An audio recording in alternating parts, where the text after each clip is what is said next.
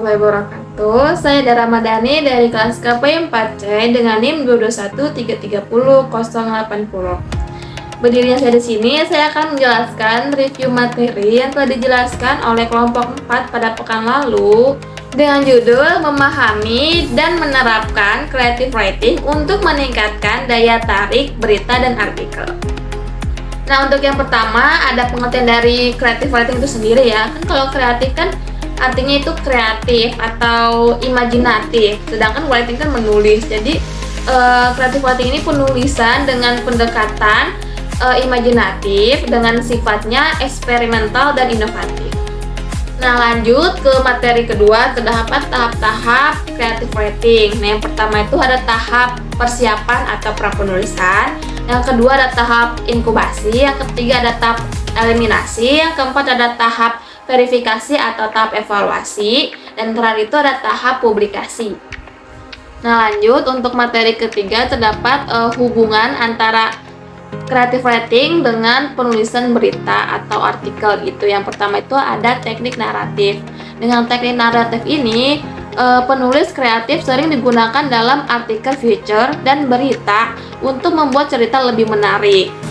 Jadi kan ada kan berita feature gitu. Itu tuh isinya berita tapi menggunakan bahasa creative writing gitu.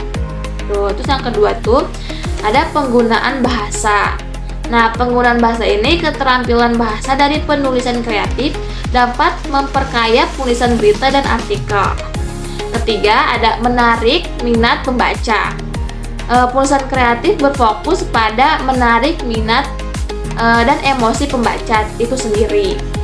Sedangkan penulisan berita dan artikel berfokus pada menarik minat baca melalui informasi yang relevan dan penting. Yang keempat ada struktur dan disiplin. Meskipun penulisan kreatif lebih bebas dalam strukturnya, penulisan berita dan artikel mengharuskan penulisan untuk mengikuti struktur tertentu sebagai piramida terbalik, seperti itu. Selanjutnya terdapat manfaat dari creative writing dalam penulisan berita dan artikel.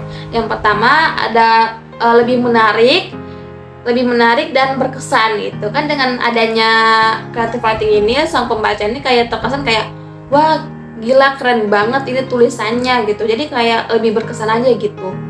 Terus yang kedua itu mengembangkan keterampilan komunikasi. Nah, dengan adanya creative writing ini kan otak kita diasah untuk berpikir secara kreatif gitu. Jadi kayak pola otaknya itu nggak cuma kayak itu aja yang tertata gitu. Jadi kayak udah biasa dengan creative writing ini kita berpikir lebih banyak atau lebih menarik gitu lah ya. Terus yang ketiga ada meningkatkan kreativitas dan inovasi. Nah, yang sudah tadi dijelaskan kan otak kita sudah terbiasa nih untuk berpikir atau merangkai kata-kata gitu. Jadi kayak udah terbiasa aja. Kreativitasnya itu lebih cepat muncul gitu. Yang keempat itu meningkatkan keterampilan analitis dan pemecahan. Nah, karena kita sering menggunakan creative writing ini, jadi kita kayak terbiasa untuk memecahkan masalah gitu. Terus yang selanjutnya ada meningkatkan kesadaran empati dan kesadaran. Selanjutnya ada meningkatkan kemampuan beradaptasi terhadap perubahan, dan terakhir itu ada peluang kerja tambahan. Jadi kan peluang kerja tambahan kan kita punya skill dalam menulis creative writing, kita bisa mendaftarkan diri sebagai penulis atau kreator gitu, content creator juga bisa kan, karena creative writing. Nah, selanjutnya kita ke teknik-teknik penulisan creative writing dalam artikel. Nah, yang pertama itu kan harus bisa memahami terlebih dahulu apa tuh topik utamanya atau temanya. Yang kedua, lead yang menarik. Ketiga, penggunaan bahasa yang efektif. Terus yang keempat ada struktur artikel. Yang kelima terdapat storytelling. Yang keenam, keterampilan riset. Yang ketujuh, revisi dan editing. Yang ke-8 terdapat etika penulisan. Oke, kita ke materi selanjutnya. Terdapat teknik-teknik penulisan creative writing dalam berita. Nah, yang pertama, kalian tuh harus berpikir secara off the box. out of the box. Jadi kayak berpikir kayak tiba-tiba peng gitu. Nah, kita tahu kan. Terus yang kedua, menggunakan bahasa yang detail. Yang ketiga, menggunakan emosi pembaca. Yang keempat, menggunakan metafora dan simbolisme. Jadi metafora ini majas ya, ada simbolisme ya simbol gitu.